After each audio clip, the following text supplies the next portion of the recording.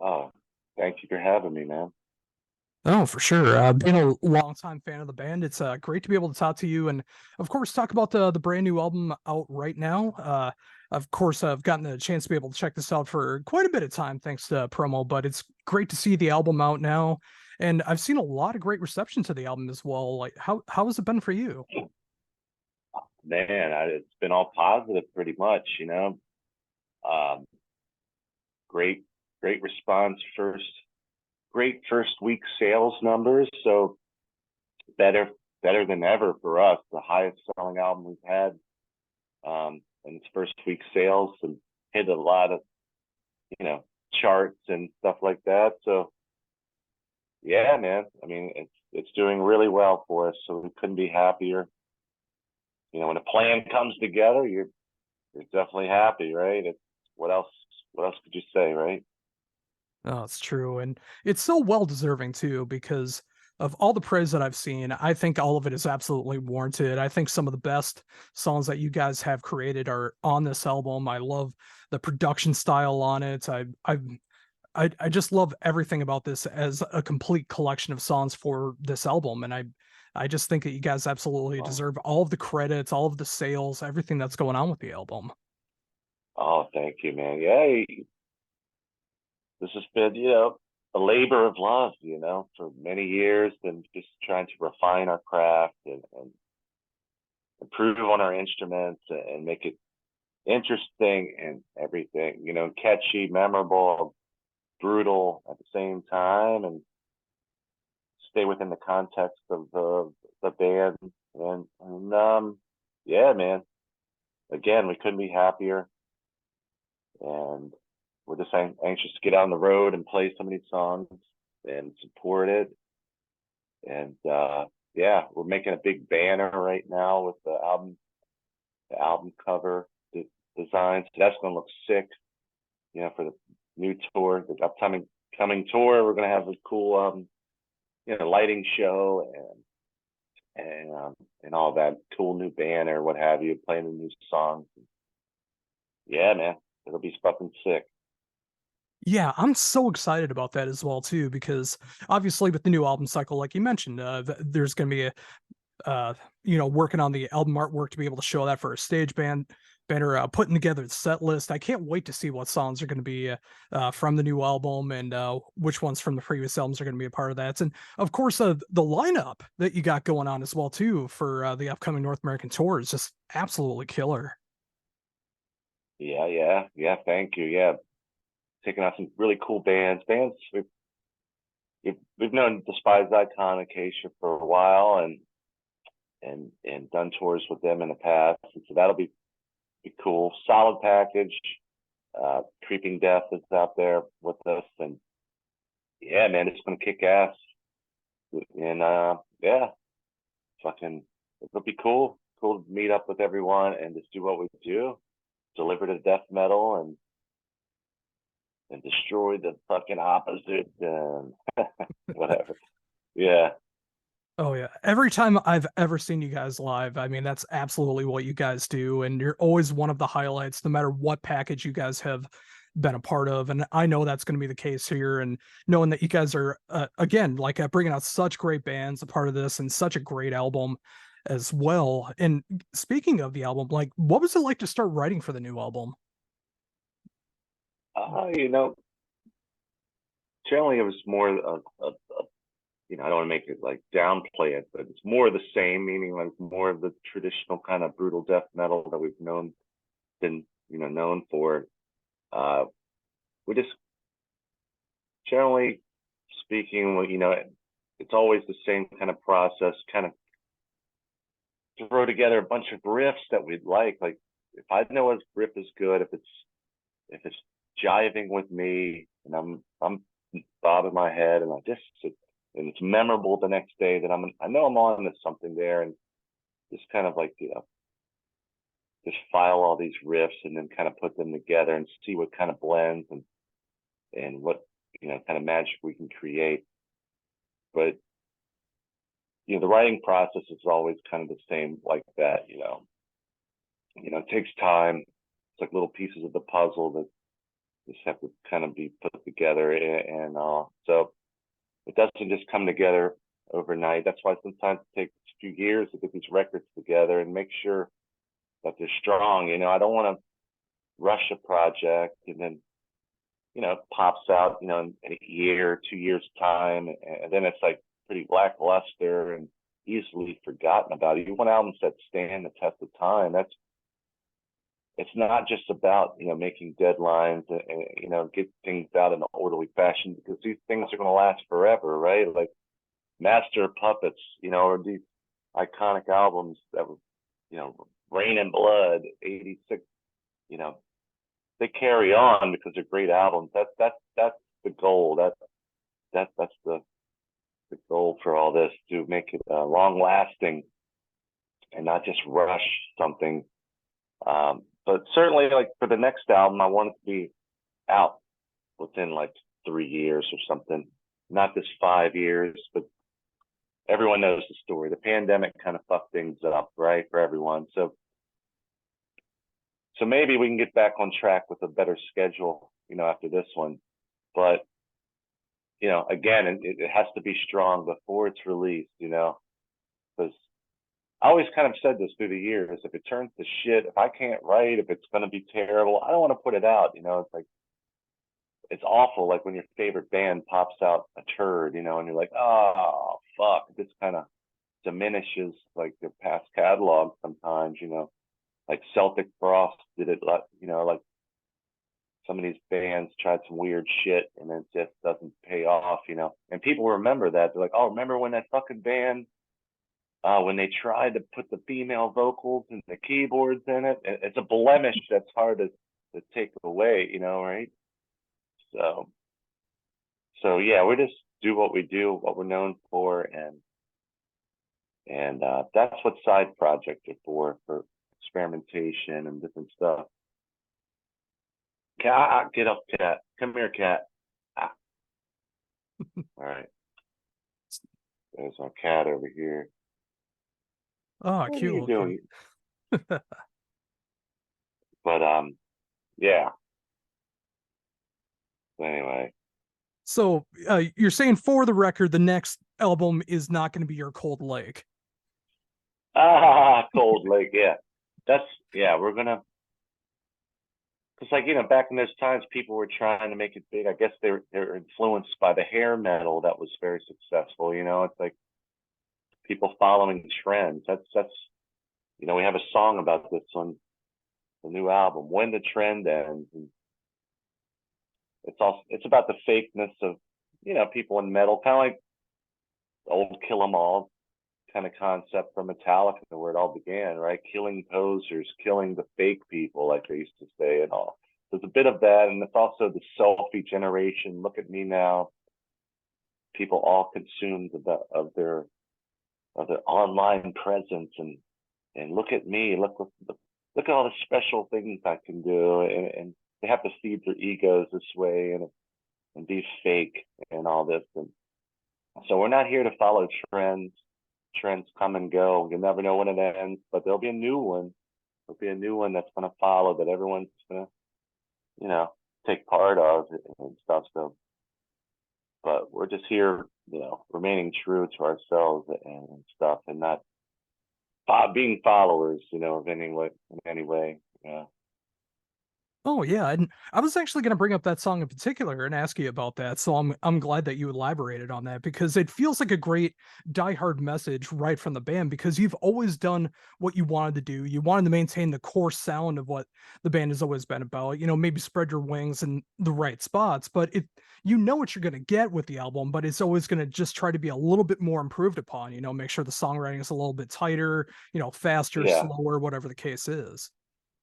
Yeah, make it interesting. That's a lot of times, at the beginning of the album, always say, okay, what have we not done? What have we not explored so much? And again, When the Trend Ends, that song, it has a different kind of beat, a different rhythm than we normally do, because, trying to experiment, a little bit with this, do some different stuff. And that's where a lot of times I'll think of different drum beats. How can we, like throw them in the van, that has a bit of a grindcore approach. There's actually no slam in that part, in that song. That's it's kind of like a Napalm Death kind of vibe, and that, yeah, to make it different, that, different for us. We use some beats in different kind of vibe and Unbridled Fury, along with some different kind of guitar techniques and stuff. So that's what we'll try to do. Like, think of other different ways to, other ways to explore. Maybe we'll do like more of the Mortician beat or something, or next album. Maybe not, but it's a consideration. Like, how can we, what can we do to make this a little different, that we haven't explored? So we did a 5/8 time change and a couple of the songs. We don't usually use 5/8 timing that much, but I was like, okay, so we'll try what we can to make it interesting and then do different things, but all within the realm of traditional brutal death metal. Yeah, and I was gonna bring that up as well too. Like I did notice the odd time signatures occasionally being thrown in there, and especially in that first listen, it throws you off, but in the best way because you just don't expect it that first time that you hear it, and then with every subsequent listen, it just makes so much sense and it works so perfectly. Yeah, and not every idea works out. I have some stuff that I've kind of pulled back on. Like, I have this really melodic. It's almost like a Master of Puppets kind of vibe. I mean, it's pretty elaborate melodic part, and I'm like, man, this is just maybe too much for Dying Fetus. I haven't been able to use it for a song, but so sometimes, you may come up with some interesting idea, but it's like, this is too much one way, or something maybe a little off about, where you decide not to use it. So, it doesn't always pan out. Some of the riffs I had to take out of the album. Like, I almost had too many riffs, I felt like, in a couple of songs. So it was like, that was one of the things with this record, to not make it so long-winded. Like, we have some songs like Shepherd's Commandment and Second Skin, where I think there's like 25 different riffs in each song, and that's cool, but I don't know, it can be like a long run-on sentence sometimes, so we try to have some more repeating parts, a little more sort of a standard kind of metal structure, so that was, kind of the way we wanted to, deliver the songs, not so epic, this Feast of Ashes is kind of long, but it's still, it doesn't lose your interest. It kind of moves along. It doesn't get too boring or anything, in my opinion. But yeah, man. So we're just trying different shit and throwing it against the wall and seeing what sticks. Oh, totally. And again, like I've mentioned before, like with the production, I really love the production on this album because I can really hear the different nuances that are going on this time around. I mean, whether it's the blast, whether it's the guitar tone, uh, the the overall riffs in general, like I'm able to pick up things so much more with the production style that's going on here, and I'm able to dissect it a little bit Yeah, more. yeah. Also, we, like I was saying in the pre-production, we put everything into Guitar Pro this time around. So, you know, MIDI guitar, I'm sure most people know it, but others that don't, it's just basically, yeah, MIDI. So you can program your songs, and then you can kind of, sit back and actually listen to them. Be like, oh, this. Then you can maybe experiment a little more. Let me add this note, kind of tweak your riffs a little bit. I think that helped with this, because we never really got into doing that, fleshing out songs completely in Guitar Pro and all that. And then of course you have all the tablature and everything's written out for the studio, so that kind of makes it a little easier later on when you're recording the album. So, but I think that kind of lent to the evolution, to the songs, the continuity, the flow being so good on this one, just by doing all the necessary, pre-production work and making sure things sound good and what have you. And that, I think that kind of helped everything out. Oh, definitely. And obviously, besides audibly everything that's going on, visually, I love what's going on with this album too. And I'm so glad to see like the stage banner is going to be the album cover, because that album cover is just so cool. How did that come about? Yeah. So that, the our manager Derek Brewer worked it out with the artist. I forgot his name, but so they spent a time, a day or two, like really uh, working out the cover. It's an actual, real cover. It's not a drawing, of course. So it took some time with the direction and the angles and what have you. But that's something that we as the band kind of had our hands out of that. We it was just kind of delivered to us. Our manager was like, "Hey, you like this?" And I was like, "Whoa, yeah, that's cool." We all liked it, and it was a pretty simple process for us. We didn't get involved too much with the creation of that. It's kind of delivered the theme and the message and the title, and the manager uh, worked that out. Because sometimes I get my hands so full with the writing, and I'm doing vocals, I'm doing guitar solos, I'm producing.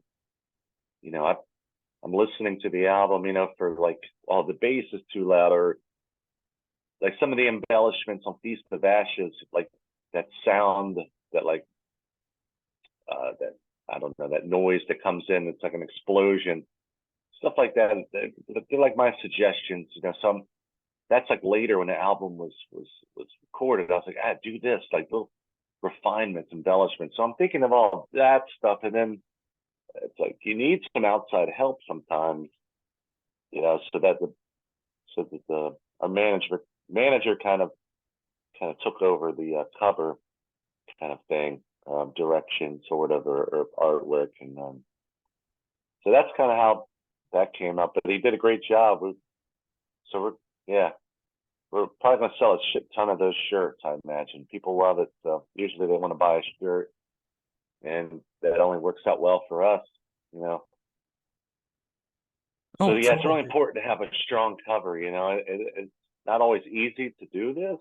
The easier said than done, I guess. But yeah, if you have a strong image, people want it. They want to buy it, and they'll represent it, and free advertisement. So we're Oh happy yeah. with all Oh, it totally works out great. And I'm so glad that you pointed out, and it doesn't go, it doesn't uh, be said enough, where it's not just the people in the band that matter, it's the people that you work with as well too. Whether it's management, tour management, producing, mixing, mastering, PR, all of that stuff. It's just so important, especially nowadays when there's so many things that need to be worked on for an album or a tour or whatever the case is. And when you work with the right people, it makes everything so much easier to be able to deal with, so you can focus on the stuff that you're working on and doing the best that you possibly can. that. Right. That's yeah. I mean, you have to have help sometimes. It's hard to do all this on your own. Like it's impossible, kind of, right? So that's one of the reasons we keep kind of going back to Steve Wright at Right Way Studios, because built that chemistry. He knows what to expect from us, like vocally, like what we're capable of, and he helps produce the album, and make suggestions, and all that, and that's very important, because like when you get in a studio, you kind of oftentimes become a zombie, because it's just all this going on, and sometimes hard, you lose your focus, and when you're recording vocals and all this, and yeah, he's just there to keep cracking the whip, so to speak, and like making sure you're up to par with everything. And yeah, it's important to build that. We've had our same manager now for, I don't even know now, going on 20 years. We've worked with the same guy, and he knows what we want and kind of how things and what have you. And yeah, it's all about teamwork when it comes, to a certain level. Everyone working together and for a common goal, and us as the band, we take this very seriously. We're not partying before the gig and getting hammered and like drinking alcohol or anything, because we want to do our jobs as best we can, right? And we treat it seriously, and that starts showing with time. The bands that party too heavy and they're hungover and not playing well, then they're kind of disrespecting the fans, right? So everyone involved in this is giving 100%, including the label and everyone. So that's what's necessary, right? So yeah, what the Oh, couldn't agree more. And I'm so glad to see those disciplines are happening throughout the band because again, like I've seen you guys so many times over the years and you always put on killer shows and I'm glad to see like you want to make sure that you're giving the fans the best that you possibly can be, making sure that yes. you're and of course taking care of yourselves as well too to make sure that you can continue to do so. Yeah, for me personally, like I'm not drinking on tour anymore. I just, you know, guys like Barney from Napalm Death, I remember him talking about that years. Of course, he doesn't drink or anything, but he's like, "Yeah, I can't do it, mate. I can't do it, mate. I can't."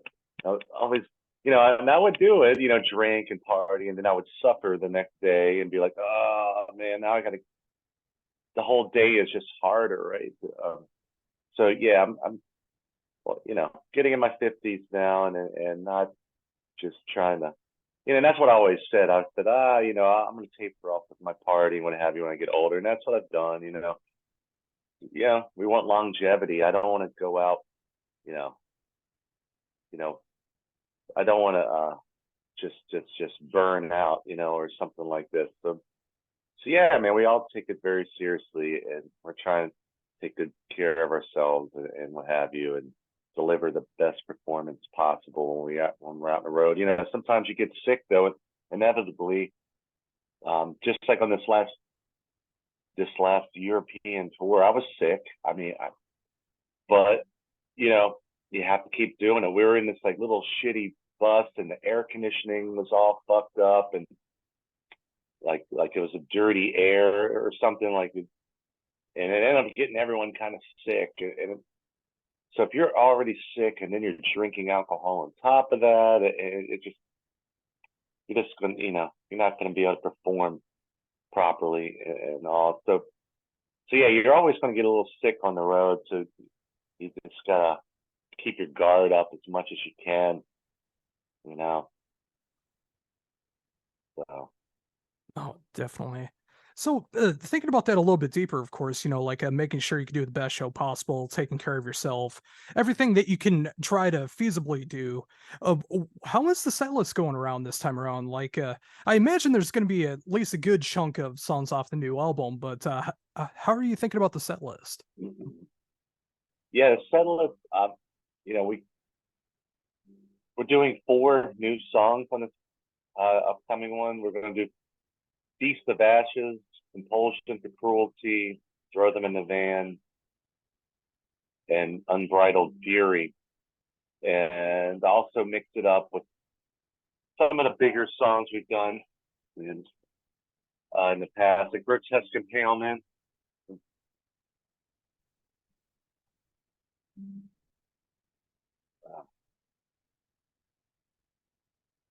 Uh, Generally, we kind of look at Spotify numbers a lot and be like, okay, Subjected to a Beating is usually the top tier. So we play that one, kind of keep that in mind. deliver the songs that people want to hear. Grotesque Impalement, as I said, Kill Your Mother, Rape Your Dog, kind of like the classics, One Shot, One Kill. Kind of stick with the classics and put in some of the fresh, newer songs. Mix it up that way. That's generally how we do it. Yeah, it's a great way to do it, like, introduce a good number of new songs, play the classics, maybe throw in a B-side or 2 once in a while, just to make sure that the set list is fun for you and fun for the crowd. Right, right. And for the band, for us, it's sometimes fun to do a different song. We were doing "We Are Your Enemy," which is a song from Killing on Adrenaline album, and we did that on our last tour. That one went over well. So sometimes, but we'll pull an old song out, and sometimes you get some blank faces, and the crowd kind of goes down, like the pitting, the slamming kind of slows down a little bit when people don't know the song so well. But we try to mix it up as much best we can. I mean, we have like 9 or 10 albums now at this point, so it's somewhat challenging sometimes to play different songs, keep everyone happy, and you only have a certain amount of time you can play, right? So but maybe that Metallica thing they do, that no repeat weekend, that's kind of a cool thing, for a band to do, like try to mix it up, give them different set lists, on different nights and all that. Yeah, I mean, there's so many cool ways that you could go about it, but at least for the time being, it seems like you're doing it the right way. And of course, looking at the numbers, like from streaming and stuff, it gives a good impression about what people are enjoying. I was thinking about this while you were saying that. Like, is there any particular songs that you're kind of surprised are getting a reaction online when it comes to streaming? Uh, Not really a surprise, I guess. I mean, no, I mean the songs that do well is generally I can kind of envision that usually, um, nothing obscure or different. None of our like kind of jokey songs, like we have a joke song called Dumpster Love, and we have one called uh, North Forest Trolls of Satan, which are on the Grotesque Impalement EP. And of course, we're done for fun, but you don't see them at the top of the charts or anything. These are songs that some people may, I'm probably saying this now, and people are like, what? I've never even heard of this crap. Or we have Dead Whores Loves to Fuck, and that was just a song slapped together for the Japanese bonus track. Like, I'm not sure, because I haven't heard about that for the last time, but it used to be a thing for bands. I guess it doesn't really exist anymore, but it would be like, oh, well, you have to do a Japanese bonus song. It was kind of a requirement. And it'd be like, all right, well, get to the album. Well, I don't really have an extra song. So basically I was like, all right, Dead Horse Love to Fuck, wrote it in 5 seconds, and it was kind of just like a little, there's your bonus track, guys. But none of these songs really make it to the top, right? We have another one called All that's kind of a joke too. That's on the covers EP called History Repeats. But yeah, no oddball songs usually make it to the top. Oh, that does make sense. But for those looking for them, they're really fun songs to listen to and just have some fun with. So as a fan, I definitely recommend checking those out. But of course, there's so much going on in the world of Dying Fetus right now. Of course, Yeah, the new album, the new touring, everything that's going on. And of course, a big day for uh, press as well. So I know you got some stuff going on, so I'll let you go. But I want to thank you so much for taking the time to be able to talk to me about all of this and everything to look forward to right now and coming up in the future. thanks for having me. Oh, not a problem. And again, really means a lot that you were able to take the time to do this. I can't wait to show off this interview, and I can't wait till the next time you guys make it out to Minnesota. Well, man, see you later, dude. I don't know, can't hear you now, but see you, man. See ya.